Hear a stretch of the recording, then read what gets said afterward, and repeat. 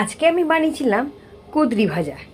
কুঁদরি ভাজা হয়তো অনেকেই জানো, কিন্তু তাও এটা আমি তো শেয়ার করলাম।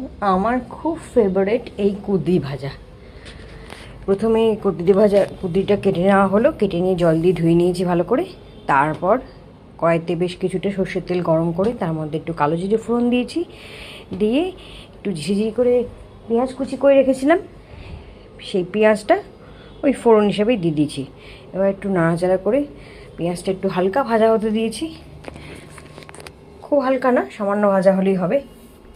ভাজা হতে হতেই তারপরে সব কুঁদরিগুলো দিয়ে দিলাম একে একে। আমার এই কুঁদরি এত ভালো লাগে যে অনেকেই হয়তো খায় না, অনেকে হয়তো জানেও না। আমি যখন বলি কি এটা এটা আবার কেউ খায় নাকি, এটা তো পাখি খাওয়ার ফল, এরকম বলেছে আমাকে।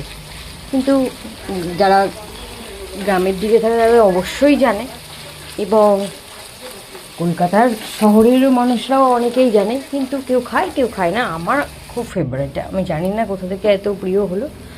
আমার কুঁদরি ভাজা হলে বেশ অনেকটা ভাত খাওয়া যাবে, এমনকি কুঁদরি দিয়ে আলু ভাজা হলেও ভালো লাগে।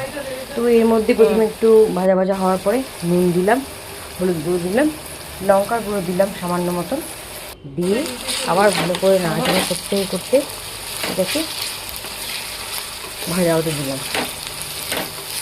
এই কুঁদরি আলু ভাজা হলেও কিন্তু রুটি দিয়ে ভালোই খাওয়া হয়ে যায়। তো এটা একটু হতে দিতে হবে 5 মিনিট মতন। হওয়ার পরে এইরকম একটা চেহারা আসবে ভাজা ভাজা। বেশ তেলটা যেটুকু দিয়েছিলাম তেলটাও কিন্তু ছেড়ে গেছে, তেলটা পুরোটাও লাগেনি। এই আমার রেডি কুঁদরি ভাজা। এটা আমার প্রথম পাতে খাওয়া হবে।